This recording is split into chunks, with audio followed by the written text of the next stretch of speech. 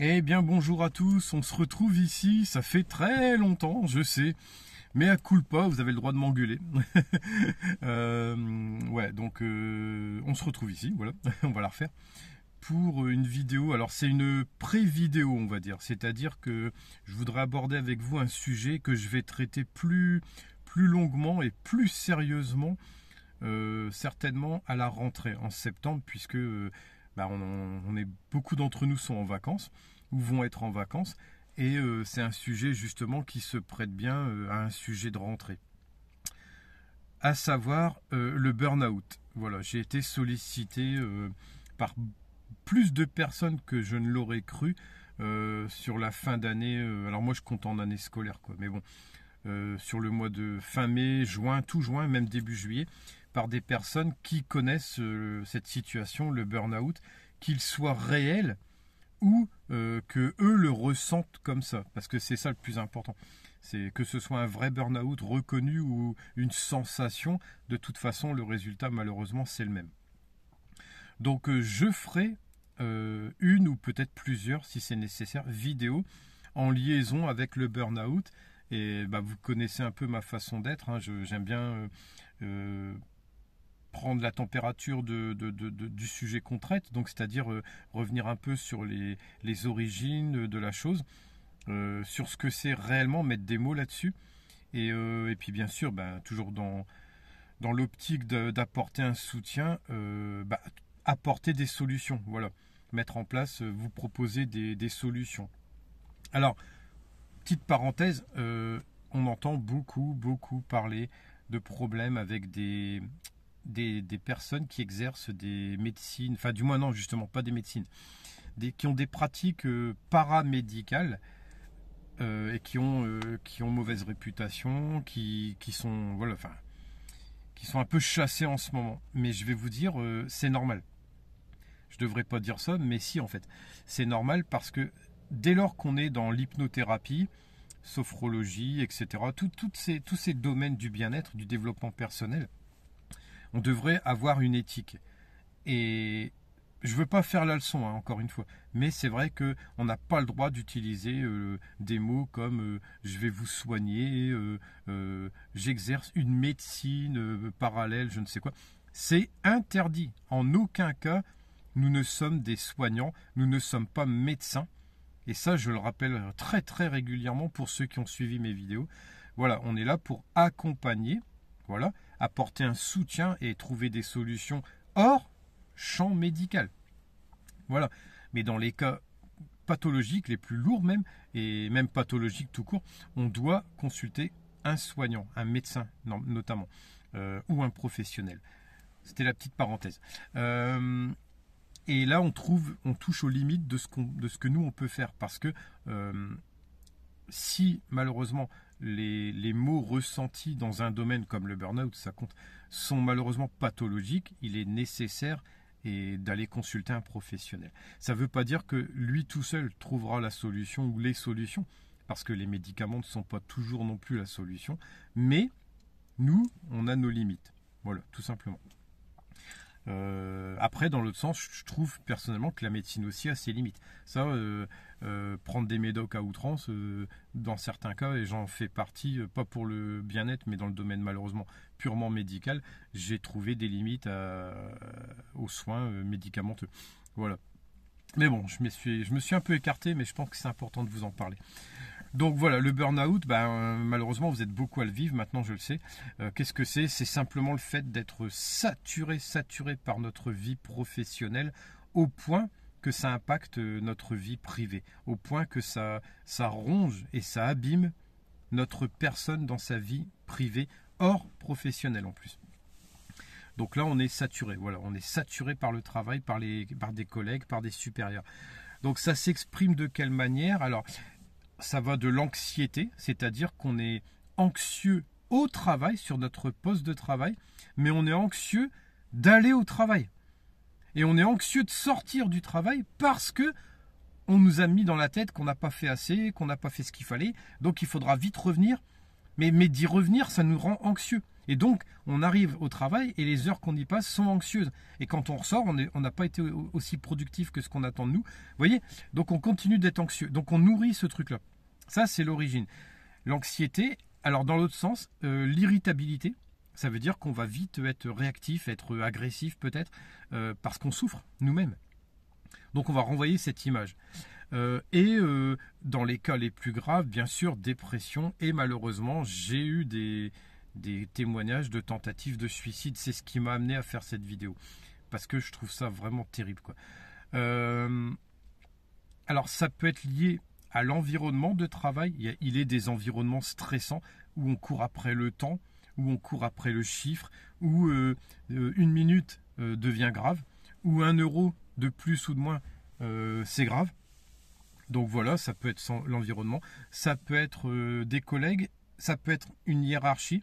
Alors là, j'ai été surpris, je vous cache pas, hein, je suis pas au-dessus des gens, j'apprends encore maintenant, que même dans des emplois relativement, entre guillemets, réputés calmes, il est des responsables, des managers qui arrivent à stresser les employés et à leur mettre un enjeu violent, quoi.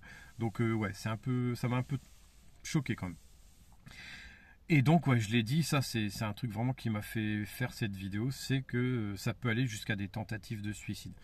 Je redis encore une fois que pour ces personnes-là qui ressentent ce genre de choses, n'hésitez pas, rapidement, soyez dans l'action et allez voir en premier lieu votre médecin traitant. C'est très important de consulter si vous avez ce genre d'idées.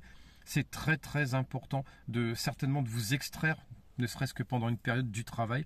Et pour cela, il vous faut l'appui et le soutien de votre médecin traitant. Ce qui n'empêche pas de vous faire accompagner par des personnes, pourquoi pas, de travailler avec la sophrologie, l'hypnothérapie et autres, selon votre choix, encore une fois. Mais là, pour les personnes qui ont ce genre de pensée, réellement, je vous invite à consulter. Et pour les personnes qui exercent l'hypnothérapie ou autre, je vous invite à les orienter vers un médecin traitant dans un premier temps. Alors les solutions, ça je vais en parler quand je ferai la vidéo en question, parce que c'est un truc vraiment à développer. Mais vous apprendrez 2 choses. C'est que le travail, oui, on a besoin du salaire, on a besoin de ça, il n'y a pas de souci, voilà. Mais sachez que ce n'est pas la vie. Ça veut dire que très souvent, on confond la vie, notre vie, avec le travail. La meilleure chose qui nous montre ça, la meilleure preuve, c'est qu'on dit aux gens, qu'est-ce que tu fais dans la vie? Voilà, ça veut tout dire, qu'est-ce que tu fais dans la vie? Comme si le travail, c'était la vie. Mais non. Le travail, c'est une petite partie, c'est bien souvent pour beaucoup d'entre vous, c'est une obligation même. Il n'y a pas la notion de plaisir. Mais c'est pas la vie. La vie, c'est beaucoup plus que ça. Mais vraiment, quoi.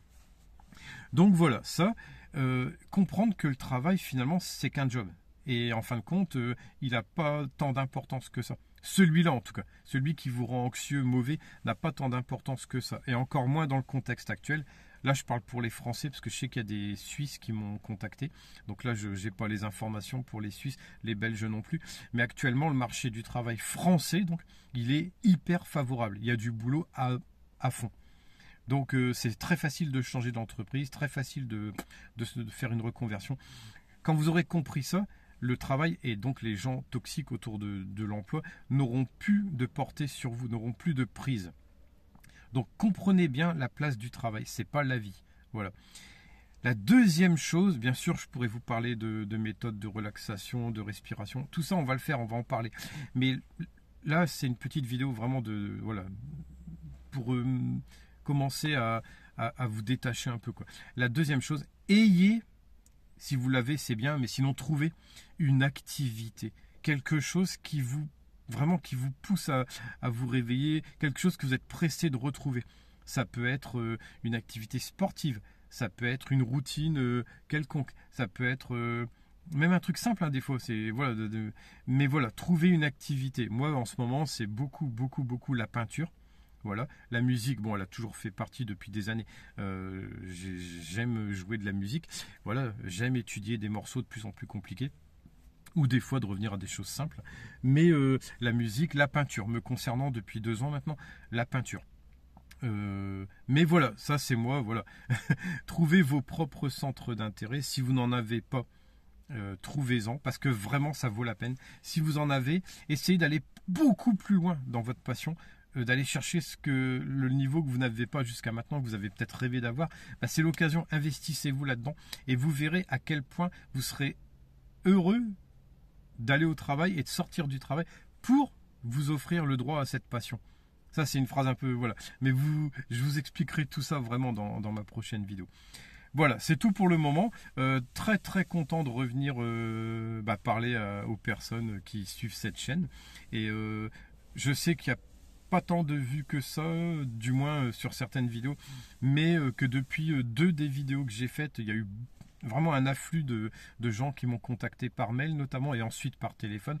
Donc je vous remercie tous déjà d'être présents sur cette chaîne, quel que soit votre engagement entre guillemets, parce que je ne demande pas du tout d'argent à qui que ce soit, mais en termes de vues, en termes de likes, d'abonnements, de partage, je vous remercie tous pour ça. Toutes les personnes qui m'ont contacté, je pense avoir répondu au mieux à vos difficultés, et que la plupart me renvoient des messages pour me dire que ça va mieux.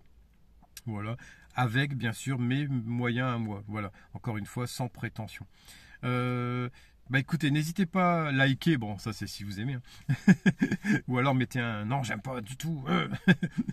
Et puis n'hésitez pas à commenter surtout sur le sujet. Qu'est-ce que vous pensez de mon envie de traiter le sujet du burn-out? Est-ce que vous pensez que ça sert à quelque chose? Et puis si vous avez d'autres idées, d'autres besoins, n'hésitez pas à me contacter. Il y en a certains qui ont mon Messenger, donc avec plaisir d'échanger sur vos vacances, pourquoi pas. Il n'y a pas que le travail dans la vie. Et puis savoir tout simplement si tout le monde va bien, parce que j'ai une communauté, hein, même s'il y a peu de vues, encore une fois. Depuis deux de mes vidéos, les acouphènes, et je pense qu'on avait fait une méditation guidée sur la peur des chiens. J'ai eu beaucoup de gens qui se sont agglutinés.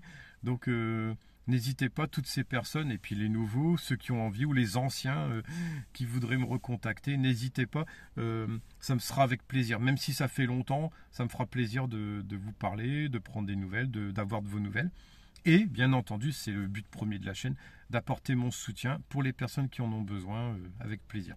Voilà, prenez soin de vous, bonnes vacances. Je pense pas que je vais publier de vidéos d'ici la rentrée. Donc d'excellentes vacances à vous, protégez-vous, du soleil aussi. Et puis on se retrouve très vite. Au revoir.